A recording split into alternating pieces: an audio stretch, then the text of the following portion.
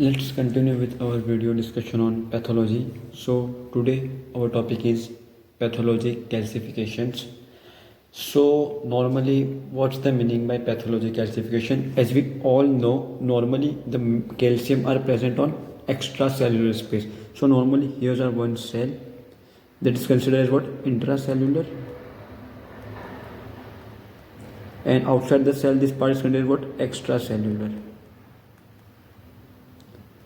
So normally in which space calcium are abundantly present? So normally calciums are abundantly present in the extracellular. What's amount? Normally 100 millimole equivalent. Okay, remember this guys. Inside the cell, calcium is present in very little amount, around 1 millimole equivalent. But due to any reasons, if increase in the intracellular calcium, that become a pathologic conditions, because normally calcium cells के अंदर नहीं होता है, calcium ज़्यादातर cell के बाहर present होता है.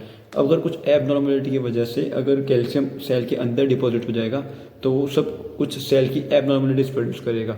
सो this term refers to as what? Pathologic calcifications.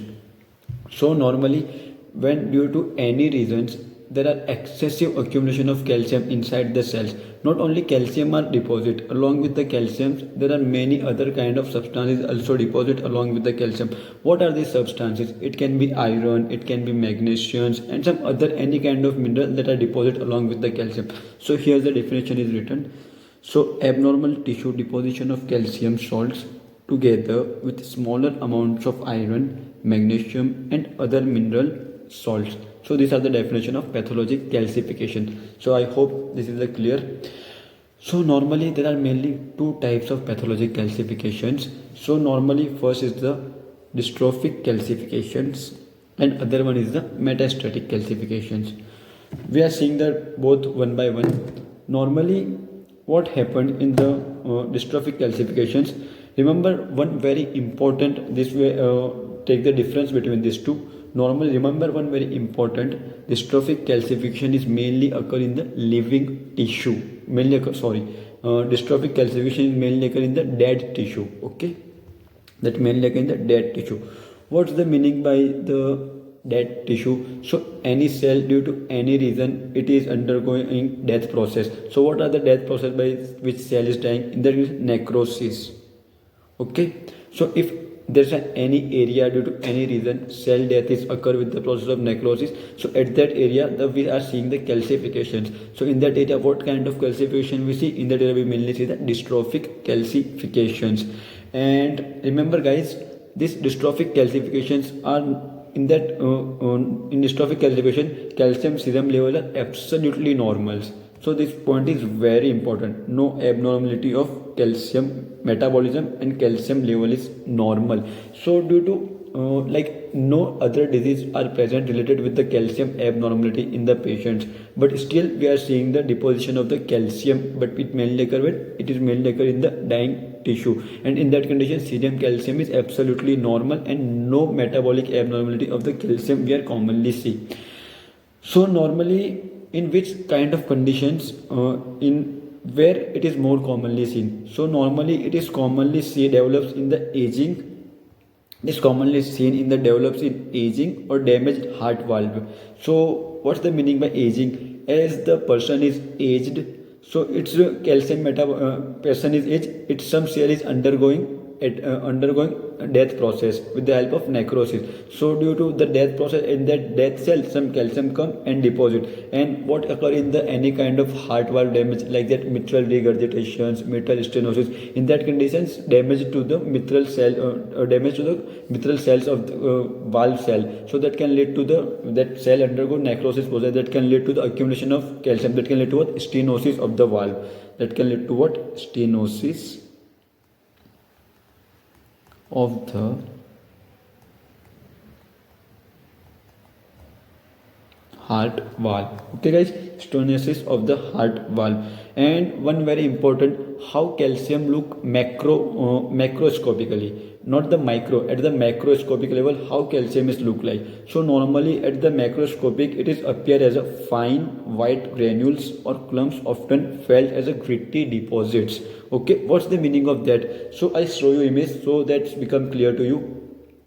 So as you can see the white clumps of calcium deposited here surrounding the wall. So here the white chalky appearance, it is give the white granules or clumps often that feel as what gritty deposit, not continuous like the surrounding smooth surface deposit that appears. So normally this about the dystrophic calcification. Now we are seeing the what are the examples of the dystrophic calcifications. So three most commonly example that are asked in the exams. Number one is the rheumatic vegetations. What number one is rheumatic vegetations. Number one, and second one is the atheromatous plaque, and third one is the tubercular lymph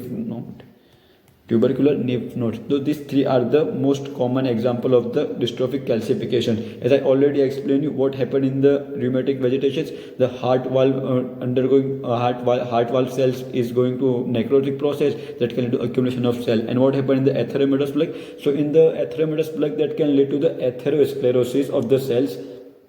And normally surrounding the inside the RBC walls of the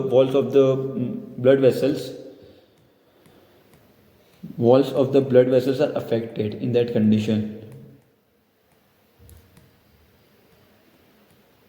Normally what happened, the inner layer of the blood vessels, tunica intima, that become damaged and its cell undergo necrosis. So in that tunica intima, the some calcium come and deposit here that can lead to the formation of the atheromatous plaque. And last example is tubercular lymph nodes. So this all about the dystrophic calcifications. Now we are going to seeing the metastatic calcifications. So remember guys, जो कुछ भी हमने पढ़ा dystrophic calcification में उसके opposite होगा यहाँ पर. तो डिस्ट्रॉफिक कैल्सिफिकेशन में क्या होता है, वो मेनली किस में होता है, डेड टिश्यू में होता है. तो ये मेनली किस में होगा, it is occur in living tissue. It is mainly occur in living tissue. Okay, so and dystrophic calcification कहाँ पर हो रहा था, जो टिश्यू नेक्रोसिस हो रहे थे, जो tissue the cell that going under the death process by necrosis. But यहाँ पर ऐसा कुछ नहीं होगा. It is mainly encountered by the area of normal sales.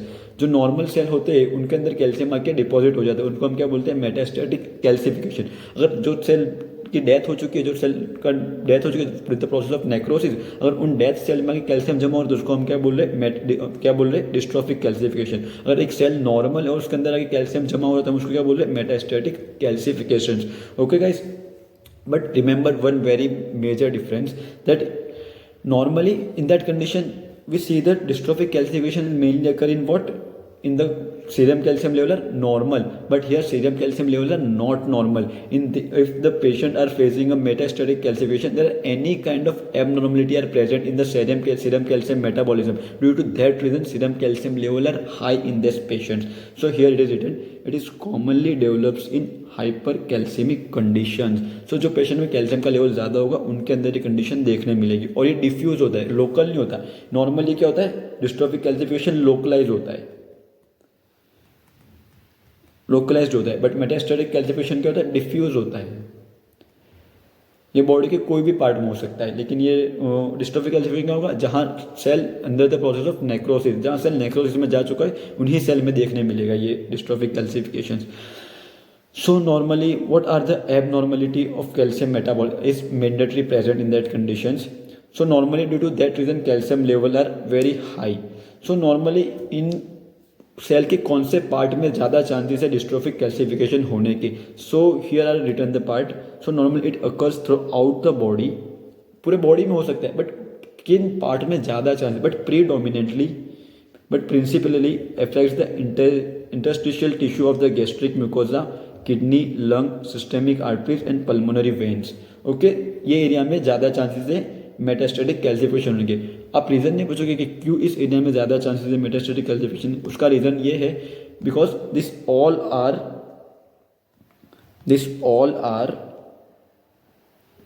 Involve in excretion of acid. So अगर इस सेल में से एसिड को एक्सक्रीट कर रहा है तो ये क्या बनाएगा, मीडियम को अल्कलाइन मीडियम बनाएगा. That make the medium that make cell medium अल्केलाई। और जैसा कि आपको पता है कि कैल्शियम ज़्यादातर उन जगहों पर डिपॉजिट होता है जहाँ उसको एनवायरनमेंट अल्कलाई मिलता है। Instead of acidic environment calcium are more deposited in the alkali environment. So what are the examples of the metastatic calcification. जैसा मैंने आपको पहले बताया था कि इसके अंदर मैंडेटरी है कि कैल्शियम मेटाबॉलिज्म एब नॉर्मल होगा, तो उसके रिलेटेड जो भी डिजीज हो गए वो उसके एग्जाम्पल्स में आएंगे। ओके, तो उसके रिलेटेड कौन सा डिजीज है? Number 1 hyperparathyroidisms. तो नॉर्मली क्या होता है हाइपर पैराथायरॉयड में पैराथायरॉयड हार्मोन बहुत ज़्यादा होता है due to any kind of parathyroid hormone का कैंसर हो चुका है या फिर any kind of secondary hyperparathyroidism उसकी वजह से। तो नॉर्मली क्या होता है कि ये पैराथायरॉयड हार्मोन बोन में जाता है और वहाँ से कैल्शियम को रीअब्जॉर्ब करता है और सीरम के लेवल कैल्शियम लेवल को हाई कर देता है, ठीक है, due to any reason. Okay, and second is resorption of bone tissue due to if any reason. अगर बोन का कोई कैंसर है तो उसमें से बहुत सारे अमाउंट में क्या हो रहा है कैल्शियम प्रोड्यूस्ड हो रहा है और उसको क्या है पैथोलॉजी बहुत ज़्यादा उसको रिजॉर्व कर रहा है। फॉर एग्जाम्पल क्या विटामिन डी रिलेटेड डिसऑर्डर। सो किसमें देखने मिलता है? हाइपर वाइटामिनोसिस में।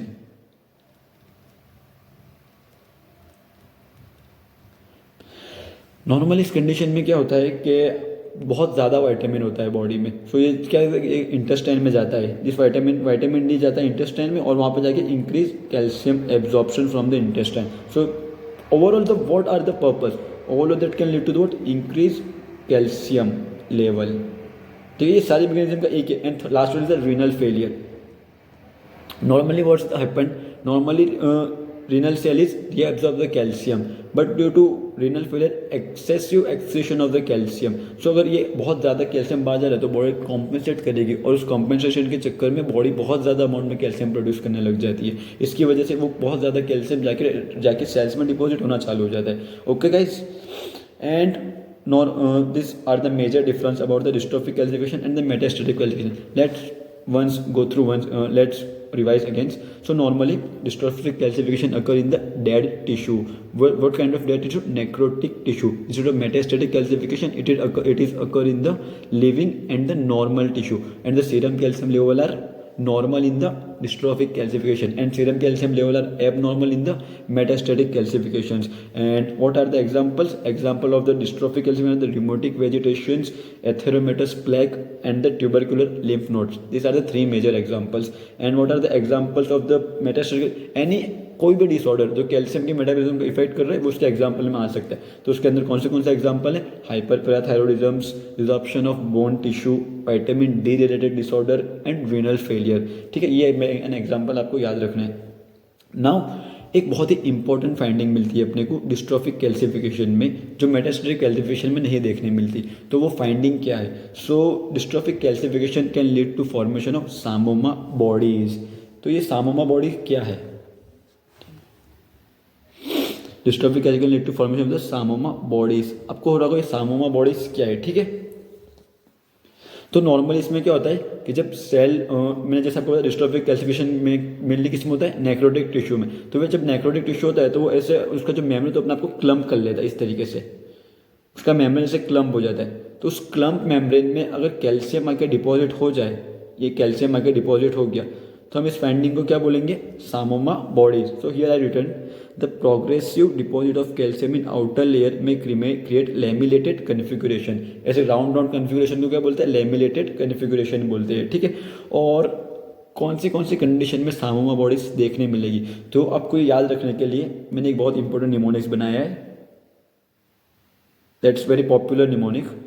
It is a please mom please, ठीक है। इसमें से पी का मतलब क्या है? पी का मतलब है पेपिलरी थायराइड कार्सिनोमा, और एम का मतलब क्या है? मेनिंजियोमा। ओ का मतलब क्या है? Serous ovarian carcinoma, serous ovarian carcinoma. दूसरे एम का mesothelioma, and last one is what? Prolactinoma. Okay, ऐसा नहीं है कि सामोमा बॉडीज सिर्फ इसी में देखने मिलेगी डिस्ट्रॉफिक कैल्सिफिकेशन में, ये उसके साथ दूसरी कंडीशंस बताई हुई है मैंने कि सामोमा बॉडी कौन सी कंडीशन में देखने मिल सकती है। बट एक और डिस्ट्रॉफिक कैल्सिफिकेशन की वन ऑफ द फाइंडिंग है सामोमा बॉडीज, ये आपको को रिलेट करना है तो आपको आगे ईजी रहेगा पढ़ाई करने में। और किस किस कंडीशन में सामोमा बॉडीज और दूसरी कौन सी कंडीशन में सामोमा बॉडीज देखने मिल सकती है, तो वो उसके एग्जाम्पल्स क्या क्या है, papillary thyroid carcinoma, meningioma, serous ovarian carcinoma, mesothelioma and prolactinoma and one is also dystrophic calcification में भी सामोमा बॉडी सबने को देखने मिलती है। Okay, so normally what how we can find out that is a calcium deposit with the help of microscopical finding। तो microscopical finding में calcium कैसे दिखता है, तो एक बहुत इंपॉर्टेंट याद रखना कि in the microscope it is appears densely basophilic. ठीक है, ये रहा, ये डेंसली बेजोफिलिक आता है microscope with the help of what kind of stain, hematoxylin and eosinophil stains. Okay, so microscopic appearance of calcification with hemotoxin and eosinophil stain is what densely basophilic appearance। Okay guys, so ये तो normal stand हो गई। तो अगर अपने को कितने condition होते हैं जिसके अंदर हम कैल्शियम डिपॉजिट हो चुका होता है बट अपने उसको माइक्रोस्कोपिकली फाइंड आउट नहीं कर पाते नॉर्मल स्टेन से, तो उसके लिए साइंटिस्ट ने स्पेशल स्टेन डेवलप करी to only detect the calcium. वो जाके कैल्शियम के साथ बाइंड करेगी और उसके व्यू को मैग्नीफाई कर देगी। ठीक है, तो वो स्पेशल स्टेन कौन सी है, special stain for calcium, yes von Kossa. Okay, और वो कौन सा और माइक्रोस्कोप कौन सा देते हैं, माइक्रोस्कोपिकली अपीयरेंस ब्लैक कलर देते हैं कैल्शियम। ओके, अगर ये स्टेन जाएगी तो कैल्शियम को कौन सा कलर देगी, ब्लैक कलर देगी। And other name is was अल्ट्राइन रेड, जैसे इसका नाम बता रहा है रेड, यार रेड। सो अल्ट्राइन रेड क्या होता है, red it can pick small quantities of calcium. तो बहुत कम अमाउंट में अगर कैल्शियम डिपॉजिट हो चुका है वो भी आप पिक कर पाएंगे कौन से स्टेन की वजह से, अल्ट्राइन red. Okay, so normally calcium deposit तो सेल के अंदर ही होता है, बट सेल के अंदर तो बहुत सारे ऑर्गेनल्स प्रेजेंट होते हैं। तो आपको डाउट होगा कि किस ऑर्गेनल्स में कैल्शियम डिपोजिशन सबसे पहले होता है, तो आपको याद रखना है, it can ask you as a one liner MCQ questions. So calcium begins in, so calcification begins in mitochondria. ठीक है, माइटोकॉन्ड्रिया में चालू होता है। ठीक है, सारे सेल्स में ऐसा होता है माइटोकॉन्ड्रिया में, बट एक सेल एक्सेप्शन है, बोलते हैं ना हर एक जगह एक एक्सेप्शन तो प्रेजेंट होता ही है। तो तो ये कंडीशन में एक्सेप्शन क्या है कि kidney, in the kidney cell में कहाँ से चालू होता है, begins in basement membrane of renal tubules. Okay, जो रीनल ट्यूब्यूल्स के बेसमेंट मेम्ब्रेन होते हैं उसमें से चालू होता है डिपोजिशन। ओके, और अगर आपको एक और एमसीक्यू पूछा जाए, which organ are affected with calcification, तो कैल्सिफिकेशन सबसे ज्यादा कौन से ऑर्गन में देखने मिलता है, that is lung alveoli. If they are ask you about the calcification we mainly seen in which organelle, तो mitochondria. If they ask you organ, तो lung alveoli and then gastric mucosa. Okay, that's all. Now we are trying to solve some MCQs regarding with the pathologic calcifications. So first question, सामोमा bodies seen in which condition? तो मैंने आपको mnemonic याद कराया था, वो mnemonic याद करो please mom please. ठीक है, उसमें से पी स्टैंड क्या था, ये रहा। पी स्टैंड पर papillary thyroid carcinoma, meningioma, serous ovarian carcinoma, mesothelioma and prolactinoma. तो इसमें से करेक्ट आंसर क्या बन रहा है अपने निमोनिक का, ये रहा meningioma, yes meningioma. Okay, and second is what, most common organelle affected in calcifications. तो ऑर्गेनेल पूछा हुआ, क्या पूछा हुआ, ऑर्गेनेल। तो आंसर क्या आएगा, mitochondria. If instead of organ if they ask the organ, तो आंसर क्या आएगा, lung alveoli. And last question, myelin figure are seen in. ठीक है, माइलिन फिगर किस में देख सकते, थोड़ा दिमाग लगाओ आप। अगर आपने नेक्रोसिस की वीडियो देख रही है सेल डेथ की, तो आपको आंसर बहुत इजीली आना चाहिए। तो माइलिन फिगर मेनली किस में देखने मिलते हैं, नेक्रोटिक सेल में देखने मिलते हैं माइलिन फिगर। और नेक्रोटिक सेल कौन सी कैल्सिफिकेशन में होता है, नेक्रोटिक सेल कौन से कैल्सिफिकेशन में होते हैं, डिस्ट्रोफिक कैल्सिफिकेशन में। Okay, try to correlate guys so that becomes easy for you. So that's all for today, thank you.